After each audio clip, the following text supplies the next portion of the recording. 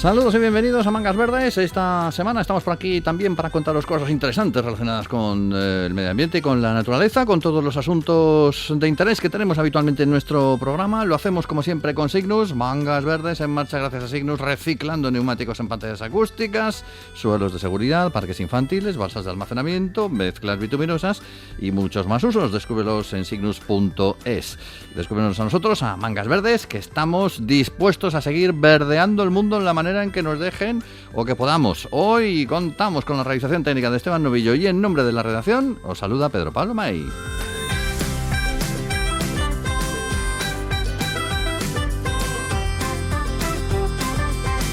Y comenzaremos hablando de sonido, porque este es un programa de radio, así que el asunto nos resulta especialmente interesante. Hay un estudio internacional, se ha llevado a cabo en 35 países nada menos, y se ha publicado en estos últimos días, que ha certificado que los sonidos de la naturaleza son el elemento que más contribuye al bienestar de las personas que participan en los conocidos como baños de bosque. En general, en todos aquellos que tienen o que tenemos la posibilidad de disfrutar entrando, pues eso, en un bosque y simplemente identificándonos con él. El oído estaría en este caso por encima de la vista o del olfato, por ejemplo, a la hora de disfrutar de la estancia en un entorno natural, lo cual llama la atención porque uno piensa, bueno, entra en el bosque y entonces, pues claro, me dejo llevar por el verde de los árboles también, bueno, el color de la corteza también, pero los colores de las flores, pero no, resulta que es el oído el que más y mejor nos acerca a ese bienestar. Vamos a conocer más detalles de ese estudio con el director ejecutivo del Forest Therapy Hub, que es la entidad que ha liderado la elaboración de este informe y que está hoy en el programa. Es Alex Gesse, le tenemos con nosotros. Alex, buenas tardes, saludos, ¿cómo estamos? Hola, buenas tardes. Bueno, explícanos esto, porque efectivamente hasta ahora pensábamos que era la vista la que nos dejaba llegar y parece ser que no, que es el oído el que nos envuelve en el bienestar natural. Bueno, antes de nada, muchas gracias por darnos esta oportunidad, ¿no?, de explicar un poquito el estudio. Y sí, pues resulta que sí, los sentidos trabajan en su conjunto, no es que trabaje uno de forma aislada del otro. Pero bueno, el estudio nos viene a indicar o nos viene a probar que precisamente el oído es uno de los que más impacto tiene en nuestro bienestar subjetivo, ¿no?, en cómo sentimos nuestro propio bienestar, en nuestra propia calidad de vida. Y es sorprendente, pero a la vez, si nos fijamos, seguro que los oyentes, cuando han estado en el bosque y oyen un crujido de ramas extraños detrás de unos arbustos, se ponen nerviosos, pero cuando hay unos pajaritos cantando tranquilamente, pues automáticamente se relajan, ¿no? Seguro que lo han probado, ¿no?, fuera de ya de los datos más científicos. La verdad es que hemos visto tantas películas de miedo donde se oye el crujido detrás y aparece el señor con el puñal que ya nos ponemos nerviosos con eso. Pero efectivamente el escuchar los pájaros, bueno, yo no sé cuál puede ser el sonido más relajante, los pájaros, el viento, los árboles, no sé, una cascada lejana. ¿Se ha medido eso? No hemos medido específicamente qué sonidos, sino que hemos medido los sonidos en general, ¿no? Lo que se ha hecho, que es también un gran avance respecto a otros estudios anteriores, hay un cuerpo robusto de ciencia que nos dice que pasar tiempo o exponernos a la naturaleza es beneficioso para nuestra salud.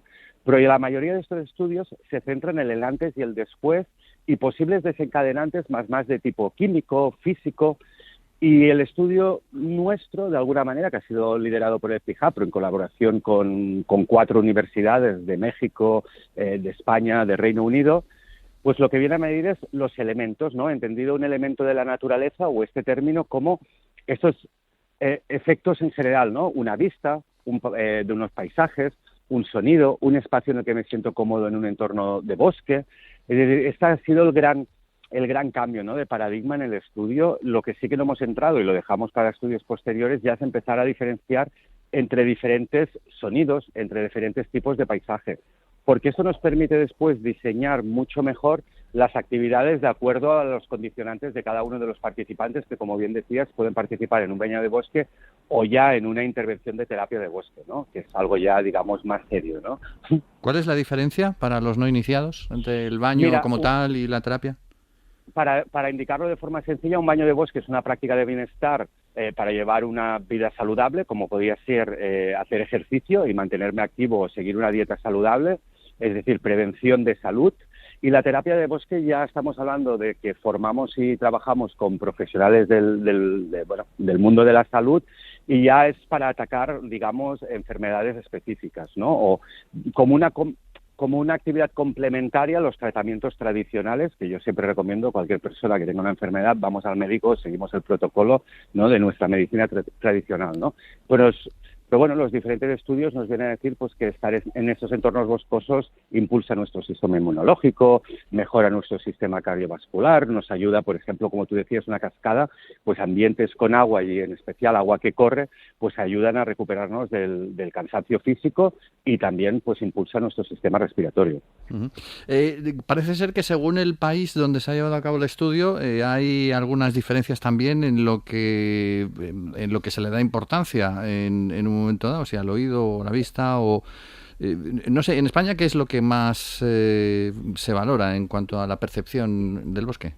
Bueno, se ha levantado bastante el tema de los olores, ¿no? Olores de flores, perfumes, etcétera. Estos han sido unos datos curiosos también del estudio, que es el hemisferio sur ha reportado mayores niveles de bienestar subjetivo que el hemisferio norte en su conjunto.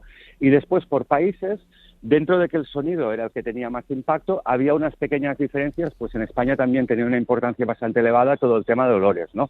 Que va linkado a otros aspectos, ¿no?, de cómo funciona nuestro cuerpo, ¿no? Como cuando almacenamos pues esas memorias linkadas con olores en el límbico, ¿no?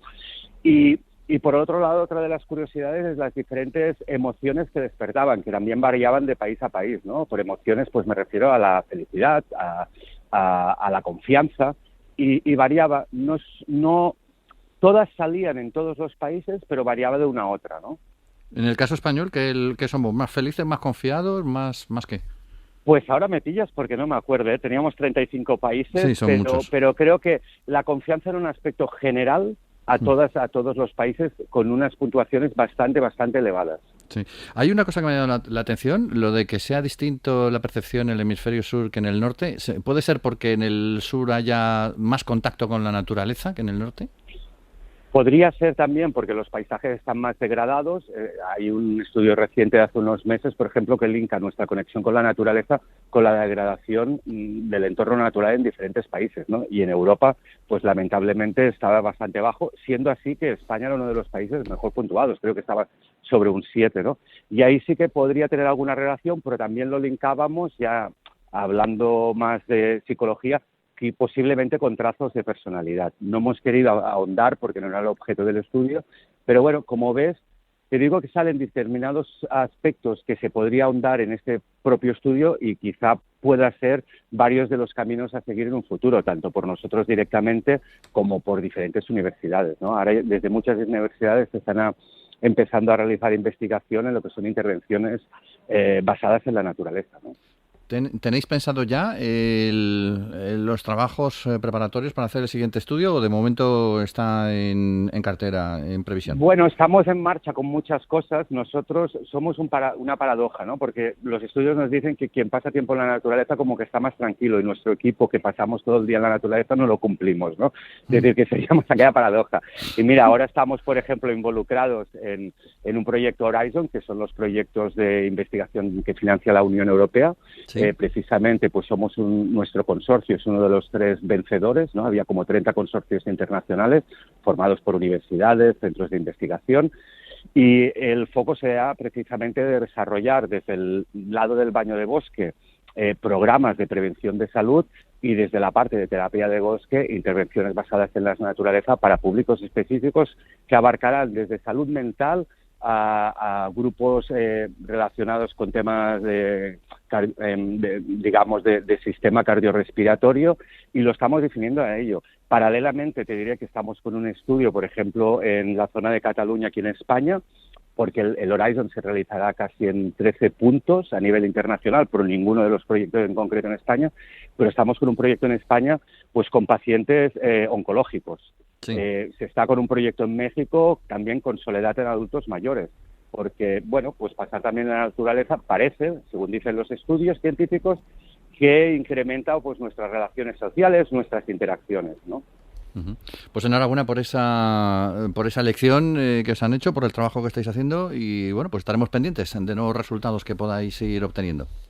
Pues oye, muchísimas gracias por este tiempo y bueno, te agradezco que difundáis, ¿no? Porque en el fondo todos tenemos un parque, un jardín o un bosque relativamente cerca, ¿no? Y simplemente es ir allí, sentarnos y disfrutar de ese espacio tranquilamente. Yo a veces al lado de mis tiestos, pero bueno, también vale.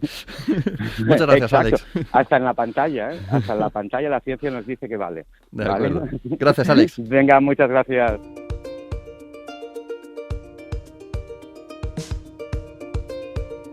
Mangas verdes. Respira hondo.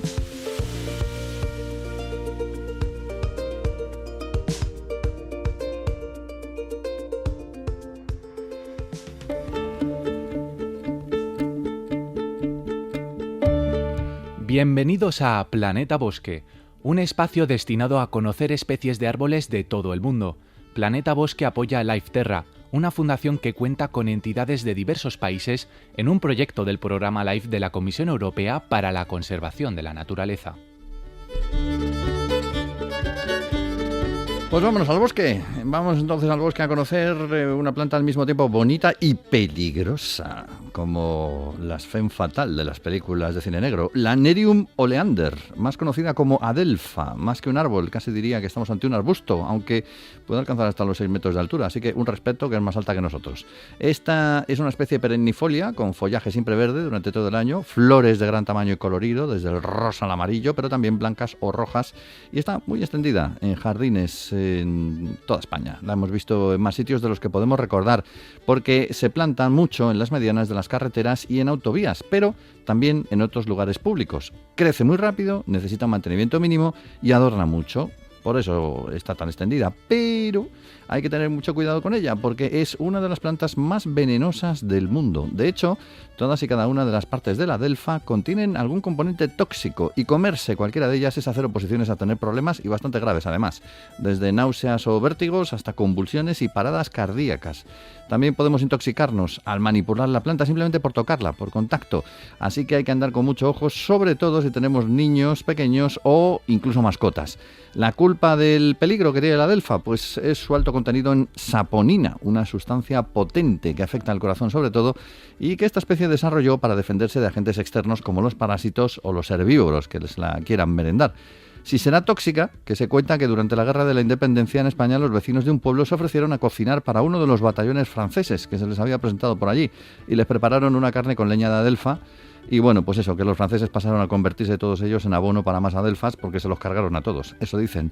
En todo caso, esta especie aparece en Europa, en la zona mediterránea y también en Asia, hasta China incluso, aunque a día de hoy, como prácticamente todas las especies, está muy extendida por diversas partes del mundo, incluyendo numerosos países americanos. En muchos de ellos se le considera planta invasora. Es conocida por diversos nombres, aparte del suyo en latín y del de adelfa, por lo que no hay que extrañarse si nos la encontramos por ahí como laurel de flor o romano, quizás por el parecido de sus hojas lanceoladas con las del laurel. Por cierto, que lo de Nerium, eso del Nerium oleander, que es el nombre suyo en latín, viene del dios marino Nereus, el padre de las mitológicas Nereidas, que no sé qué tiene que ver muy bien un dios marino con una planta de un bosque, pero bueno, la adelfa, esa es.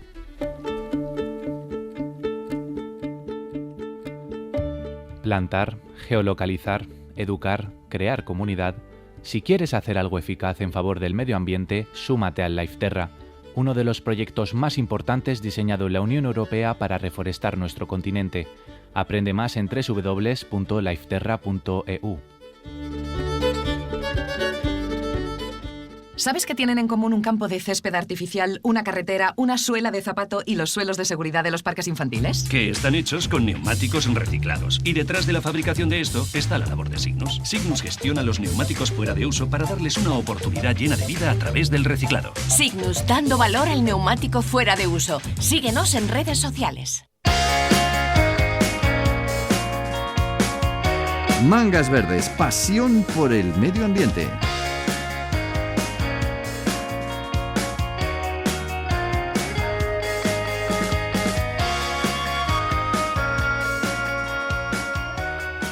Y en el programa de hoy pues seguimos hablando de reciclaje, que es uno de los asuntos que más nos interesa. Si la semana pasada os hablábamos acerca del reciclaje de los medicamentos a través de Sigre, hoy lo hacemos acerca de los envases domésticos ligeros. Bueno, pues eso, bricks, papel, cartón, plástico, metal, a través de Coembes.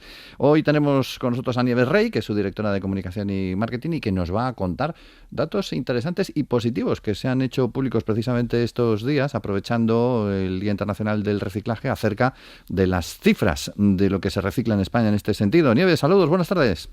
Buenas tardes, ¿qué tal? ¿Cómo estáis? Bueno, unas cifras que son en general bastante positivas. Se habla de un reciclaje de 1.627.000 toneladas de envases, que ya es reciclar. En los últimos años ha ido creciendo esta cantidad y los porcentajes asociados, ¿no? Sí, en el año 22 lo que hemos conseguido es incrementar un 3%, un 3,6% el resultado del año anterior. Es decir, seguimos en la senda del crecimiento. Sobre todo se nota en la última etapa, en los últimos 5 años, donde hay un total de 12% de incremento. Y bueno, es señal de que la ciudadanía y la sociedad cada vez tiene el reciclaje más interiorizado. Conseguimos que los que reciclaban poco reciclen un poco más y nos mantenemos, ¿no? Los grandes recicladores nos mantenemos con la tarea en casa de hacerlo bien. La verdad es que contentos, hay que seguir empujando y sobre todo ya afinando un poco más, ¿no? El porcentaje de recicladores es muy alto, 4 de cada 5 hogares nos dice que tiene un cubo amarillo, que no quiere decir que lo haga todo tan bien, pero que tienen por lo menos la infraestructura para poder hacerlo. Y ahora se trata de afinar, ¿no? De conseguir que, por ejemplo, los envases más pequeños pues sigan yendo al contenedor amarillo, por ejemplo, los envases de lácteos pequeñitos o de yogures o ese tipo de envases que están sucios, ¿no? Y que de alguna forma los vemos como más insignificantes, o también, por ejemplo, las latas, que algunas escapan del amarillo. Bueno, pues ese tipo de mejoras, ¿no? Sobre un hábito que sin duda está muy consolidado. ¿Cuál es el material que mejor se recicla de todos los que tenéis vosotros normalmente encargados?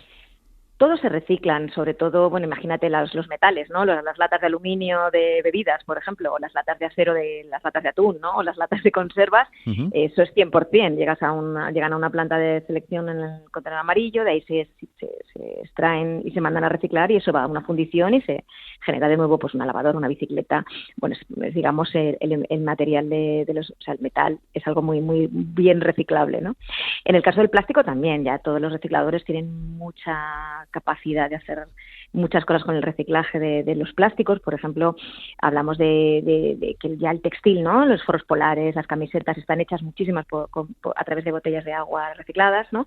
Y cada vez van afinando más en ese tipo de aplicaciones. O sea, yo creo que y el papel, por supuesto, pues el papel cartón lleva toda la vida, ¿no? Reciclándose de una forma sencilla. Yo creo que todo el proceso de reciclaje ya está muy muy desarrollado. Y ahora falta que nosotros también podamos favorecer, ¿no? ese reciclaje separando bien en casa.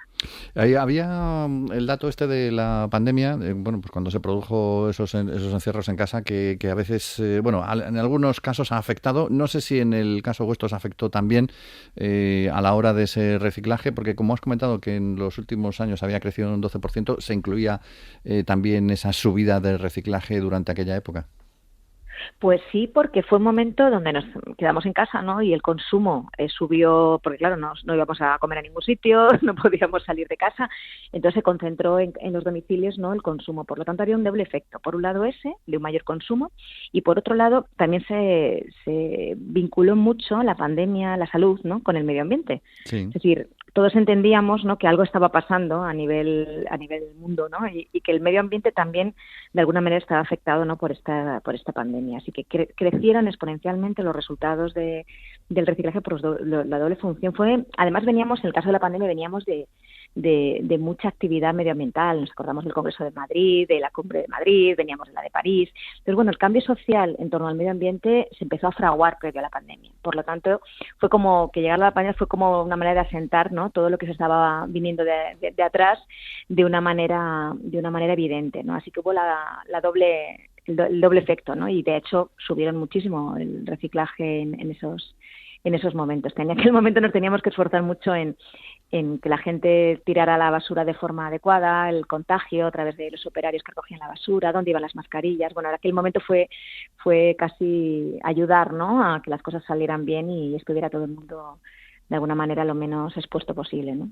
Ha habido algunas quejas, algunas protestas de algunas organizaciones ecologistas sobre, bueno, pues cuáles son las cifras reales del reciclaje. Hay que decir que Coembes puso en marcha un portal de transparencia nuevo hace poco en la web, pues precisamente para intentar solucionar estas dudas.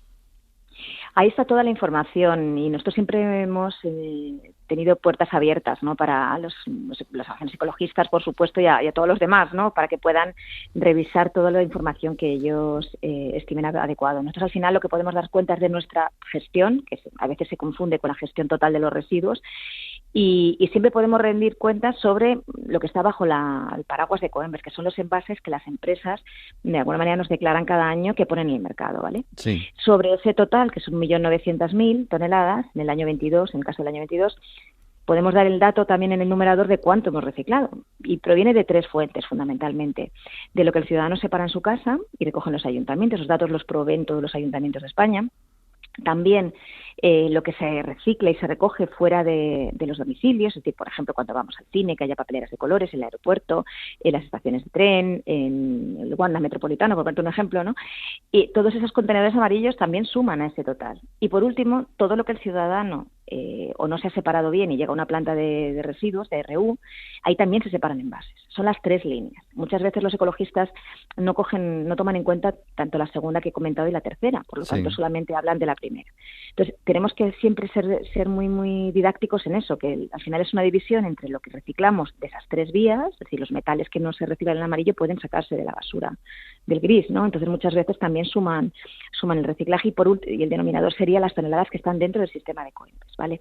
Uh-huh. Es un poco la división, esa es la que nos da las toneladas, el 1,6 millones que estamos comunicando hoy. Este dato proviene de las administraciones públicas, está auditado, se reporta a Eurostat, o sea, no es un dato que nos estemos inventando, sino que es un dato controlado y reportado, ¿no? a Bruselas. Y es la manera más transparente que tenemos de poderlo contar. Y ya que hablas de Bruselas, ¿cómo está la situación de España en comparación con otros países de la Unión Europea? ¿Estamos a la par? ¿Estamos por encima? ¿Estamos por debajo? ¿Cómo andamos en relación con otros países? Eso que llaman los países de nuestro entorno, que nunca se sabe muy bien cuáles son. Pues la relación es un poco asimétrica. Si miramos el total de residuos municipales, España suspende frente a otros países de Europa. De hecho, el objetivo era en 2020 alcanzar el 50% de la basura reciclada, cosa que no está ocurriendo, sobre todo porque falta mucho de incorporación de la materia orgánica, por ejemplo, en nuestro país, que pesa el 37% de la basura, y hasta que no tengamos el contenedor marrón bien instalado, pues nunca podremos llegar a cumplir los objetivos que nos están marcando y que es de obligado cumplimiento, ¿no? Pero si hacemos el foco en los envases de vidrio, de papel cartón y de contenedor amarillo, que son los que llevamos 20 años trabajando, ¿vale? Ahí, que son en torno al 8% sería los residuos que gestiona Coembes, el 7% más o menos los que gestiona Ecovidrio, ese total, que no es el 100%, es aproximadamente el 15%, sí que están cumpliendo. Los datos de Eurostat están publicados en la web de Eurostat y nos marcan que estamos entre los 10 primeros países. Podemos estar los octavos, los novenos, vamos por ahí oscilando. Es decir, que hay mucho trabajo, la gente tiene muy identificado los contenedores de colores que llevan tanto tiempo y son tan emblemáticos, pero de alguna manera lo que nos queda es trabajar en otros flujos de residuos, el textil que sabemos que se va a poner en marcha ahora, otra serie de mecanismos de recogida selectiva y también la materia orgánica, por supuesto, que es el gran total, ¿no?, de los residuos que nos tiene que empujar a que cumplamos no solamente el de envases, sino también el de residuos municipales y que Bruselas está vigilando, ¿no? Bueno, podemos decir que progresa adecuadamente, ¿no?, más o menos.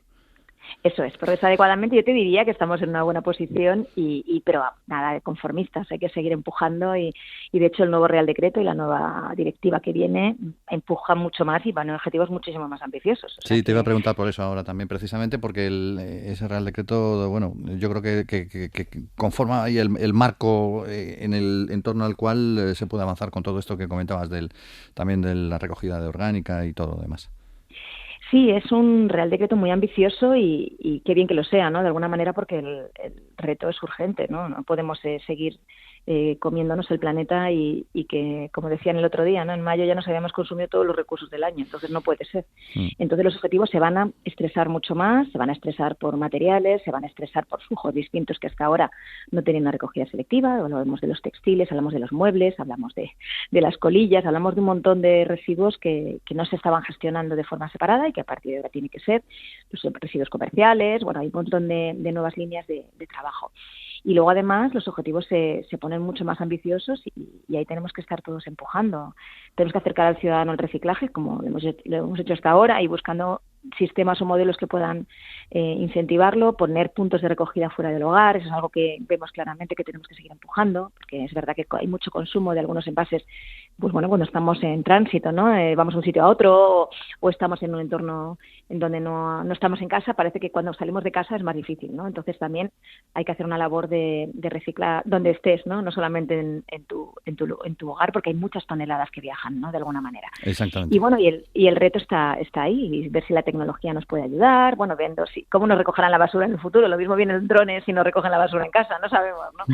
O sistemas como, bueno, el pago por generación, por ejemplo, que está donde cada ciudadano, cada hogar ve que oscila su tasa de basuras en función de lo bien que recicle todo, ¿no? Lo que llega al gris es por lo que paga, ¿no? Por el resto de fracciones que ha reciclado bien, bueno, pues los impuestos le benefician, ¿no? Que también es una buena manera de primar, ¿no? El buen reciclaje. Sí, así es.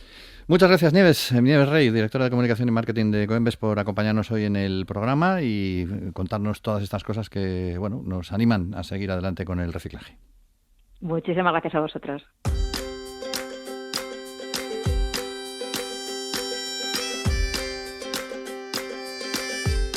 Bueno, pues hemos terminado el programa. ¿A quién le va a decir? Pues a todo meter, con muchos temas interesantes. Nos gustaría meter más, pero es el espacio que tenemos y en él os hablamos también, para terminar, de esos pueblecitos que conviene conocer y que debemos conocer de nuestro propio país. Está muy bien viajar a Tailandia, viajar a Sudáfrica, viajar a Canadá, está muy bien. Pero, ¿conocemos España? Pues hay un montón de sitios de interés, como el que hoy nos sirve para terminar. Aínsa, en Huesca, en Aragón, la antigua capital del condado de Sobrarbe, otro de los grandes, pequeños pueblos de nuestro país. Otro pueblecito maravilloso, ubicado en la confluencia de los ríos Cinca y Ara, con todo el casco antiguo catalogado como conjunto histórico-artístico alrededor de la Plaza Mayor, con su iglesia románica de Santa María, con los restos del castillo, donde cada verano se celebra el Festival Internacional de Música, con el ecomuseo, que lo tienen, de la fauna pirenaica, en la torre del homenaje del castillo precisamente, y con unos paisajes tremendos, por si no tenéis suficiente con la propia Aínsa, porque cerca de allí pues está el Valle de Gistau, o de Chistau, el Parque Nacional de Ordesa, en Monte Perdido y tantos otros lugares. No os marchéis de Aínsa sin meteros entre pecho y espalda una gallina de Sobrarbe, unas chiretas, un buen queso artesanal y unos pastillos de nuez y almendras, o unos crespillos, si se tercia. Mangas verdes en marcha gracias a Signus, utilizando materiales reciclados del neumático en lugar de recursos naturales. Descúbrelos en signus.es. Hoy, con la realización técnica de Esteban Novillo, cerramos nuestro Mangas Verdes en nombre de todo el equipo de la plataforma medioambiental de la Agencia EFE. Saludos de Pedro Pablo May. ¡Feliz y verde semana!